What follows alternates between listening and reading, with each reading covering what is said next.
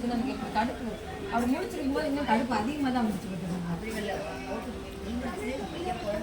அதுக்கப்புறம் நானும் தள்ளியே விடலையே அது திரும்பி தானே படுத்தேன்